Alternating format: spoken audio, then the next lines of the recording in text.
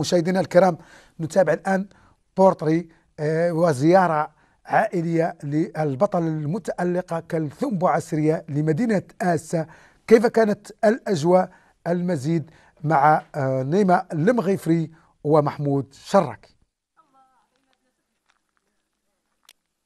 غزالة الصحراء ابنة آسا، البطلة التي تألقت وفازت وتوجت بألقاب متعددة، آخرها ماراثون مراكش الدولي، جاءت لمدينتها وسط ترحيب كبير ودفء عالي وأسري احتضنها وساعدها على دخول المضمار، وكانت فرصة لصلة الرحم والتأكيد على دور العائلة في الرفع من تطلعاتها وتمثيل المملكة في تخصصها، وأصبحت نموذج يحتذى به من طرف ممارسي الألعاب.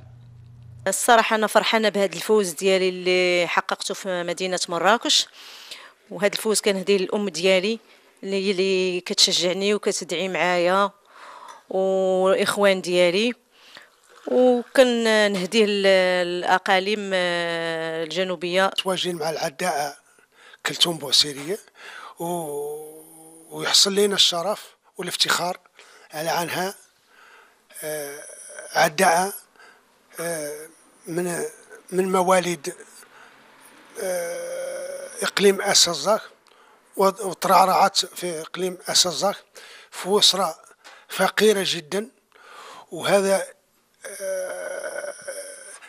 الرياضة اللي بغيت نوصل واحد الفكرة على عنها. الرياضة راهي ما انحصرت على الناس اللي العائلات الكبارات وعلى العائلات اللي عندهم الميسورات وعلى كذا، بل هي الرياضة كتكون مبدأ.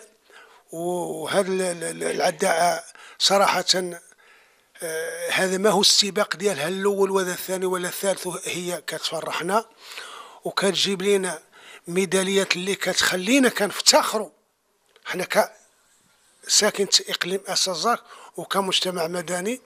زيارة عائلية لبطلة من ذهب تؤكد على أن تحقيق الأهداف يأتي بالإيمان والطموح والرغبة والتدريب والاعتماد الجيد على النفس والاحتضان من طرف كل المتداخلين، والدور الكبير للأسرة بتوفير الأجواء الإيجابية لتكون بذلك كلثوم بوعسرية أيقونة الصحراء وملهمة لعشاق ألعاب القوى. الله يجازيها، فرحتنا فرحة العائلة ديالها.